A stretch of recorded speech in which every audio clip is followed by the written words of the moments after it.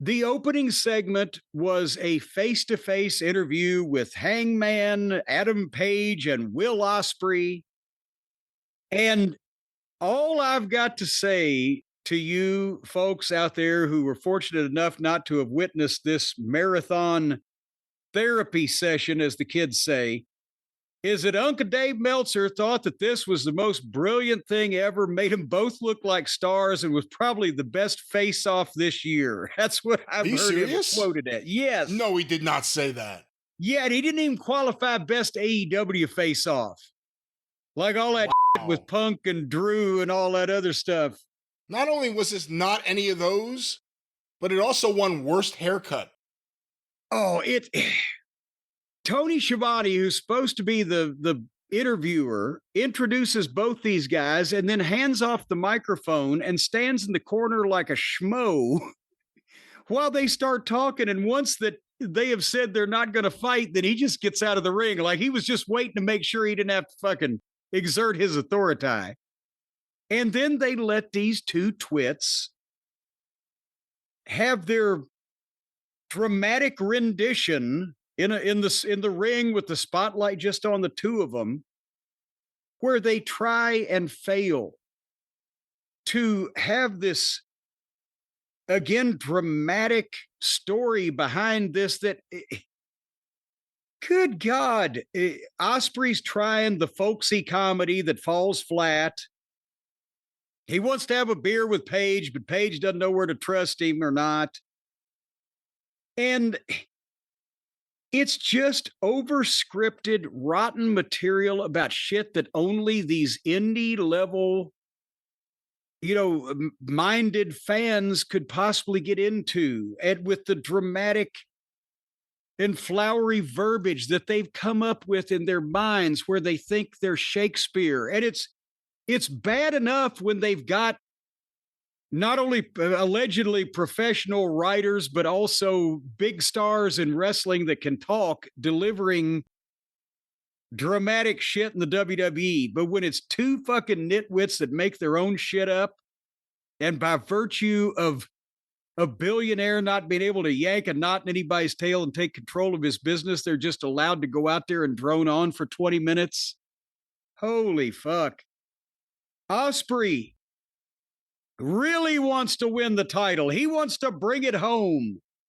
And he wants to be the main event with Paige at Double or Nothing, even though they got to follow the anarchy in the arena, Matt. Like, that's going to be hard to follow.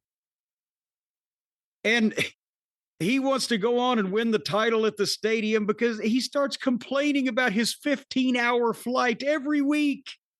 Every week, mate, I'm jet lagged on Tuesdays. And I'm away from move to the country you work in, dipshit. He leaves his 6-year-old every Tuesday. And I've said there's people that got more problems than taking a 15-hour round trip flight once a fucking week and leaving your 6-year-old to make a couple $1 million a year. But they can't figure they're trying to be members of the common people. And at the same time, people are looking at him going, you're getting paid to do this shit? He just hasn't met the right realtor yet. And he knows how bad that Hanger wants it, but he wants it just a little bit more. And at least Ospreay tries to have, as a matter of fact, he tries too hard, but he tries to have some oomph to him. But as somebody on Twitter said, his voice sounds like a garbage disposal with a British accent. But then when Paige comes back, he's got the memorized material that he delivers in a stagey way, in a stilted, stiff and unnatural way with lots of big words that if he does use in real life, he shouldn't. And they're enunciated correctly. And he says, well, it's business with you, Ospreay. With me, it's personal. That sounds familiar. I just heard that on the other channel not long ago.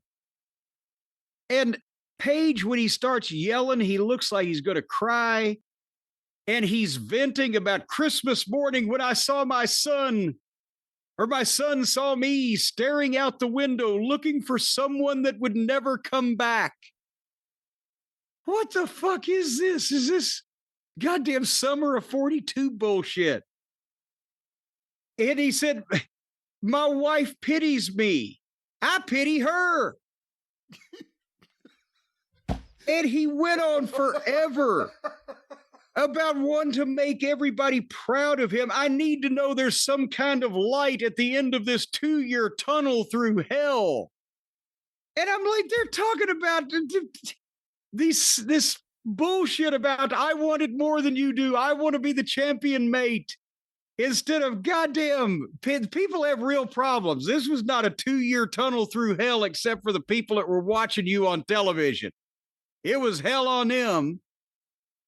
I wrote, this is some soft, pussy-ass Lifetime movie shit here. And then Ospreay promised to show up Sunday and do his best. And they yelled some more. It wouldn't end. It was a scene from a Backyard Wrestling Federation production on VHS. And finally, Ospreay got a pop when he got bleeped for saying fuck. But this, 20 minutes. What about the beer? What about the beer? And then they drank a bunch of beer aggressively at each other. What do you think of that? Because they had the awkwardness of he gives Paige the beer, and of course we know Paige has a drinking problem. The character of Hangman Page has a drinking problem. So he drank it anyway. My wife hates me. My wife hates me. Yes, this is not, we want to hear problems about you screwed me out of the title. You fucking stabbed me in the back. The ordinary shit that wrestlers are supposed to get mad about. Not, all these people, my reputation, whatever the fuck this shit's about. And they want to talk like it's real when their fans know above all others that it's all phony as a football bat. And instead of concentrating on coming up with all this material to make people think that it's the insiders, that it's all a shoot, they ought to concentrate on their performance, because that tells me it's bullshit. Did you see anything that I didn't? And the haircuts, my God. Well, Adam Page kind of got that haircut a ways back, and now it still looks as douchey as it did when he got it. But Ospreay, with the conversation being how he needs to dress like a star and be a star if they're going to pay him like a star, and there's a chance the fans will treat him like one, why not be one? Again, he comes out there just dressed like, anyone, but the haircut. It was like a fresh bowl haircut, parted in the middle. It was ridiculous. I couldn't take this whole thing at all seriously. Wait, so what are they arguing about? They're arguing about nothing. Well, that's the point. There's no substance to this. It's just who's outperforming the other guy for the benefit of all these fans. That's what they all fucking are on at the end in various ways. And it's just... Anywho,